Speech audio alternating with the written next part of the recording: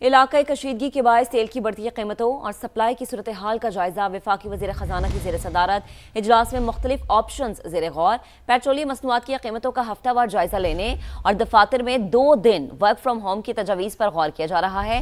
مزید بات کریں گے اپنے نمائندے شکیل احمد نے ہمیں جوائن کیا ہے۔ شکیل بتائے گا مزید کن تجاویز پر غور کیا جا رہا ہے؟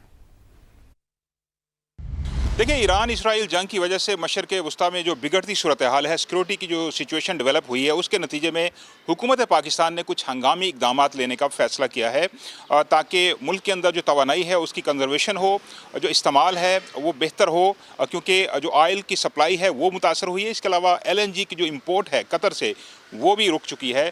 تو حکومت پاکستان مختلف آپشنز پر غور کر رہی ہے۔ اگلے چند دنوں میں پرائم منسٹر کی اپروول سے ان پر عمل ہوگا۔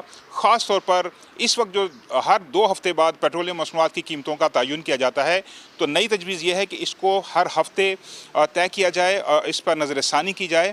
اس کے علاوہ کورونا کے دوران جس طرح مختلف سرکاری دفاتر، پرائیویٹ آفیسز اور تعلیمی ادارے جو تھے وہاں پہ ورک فرام ہوم اور جو آن لائن کلاسز شروع کی گئی تھی، اسی طرز پر اس بار بھی یہ تجویز زیر غور ہے کہ خاص طور پہ اعلیٰ تعلیمی ادارے، یونیورسٹیز، وہاں پہ جو کلاسز ہیں وہ آن لائن کی جائیں اسی مہینے کے دوران۔ اور اس کے علاوہ کارپوریٹ سیکٹر کے اندر جو دفاتر ہیں ان کو ہفتے میں 2 دن جو ہے وہ ورک فرام ہوم کا آپشن امپلائیز کو دیا جائے۔ اور تھرڈ آپشن یہ ہے کہ جو سرکاری ادارے ہیں وہاں پہ بھی کم از کم جو حاضری ہے ملازمین کی وہ رکھی جائے، اور زیادہ تر لوگوں کو یہ کہا جائے کہ وہ ورک فرام ہوم کریں، آن لائن جو ہے وہ اپنی سروسز دیں۔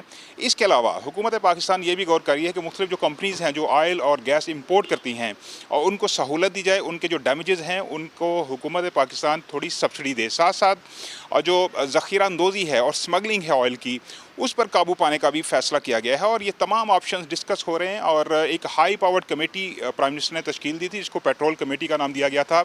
وہ یہ تجاویز روزانہ کی بنیاد پر تیار کر رہی ہے، اور اب پرائم منسٹر کو اس کی ایک پریزنٹیشن دی جائے گی، اور اس کے بعد پرائم منسٹر کی اپروول سے یہ جو تمام ہنگامی پلان ہیں، جو اقدامات ہیں، ان پر عمل درآمد شروع ہو جائے گا۔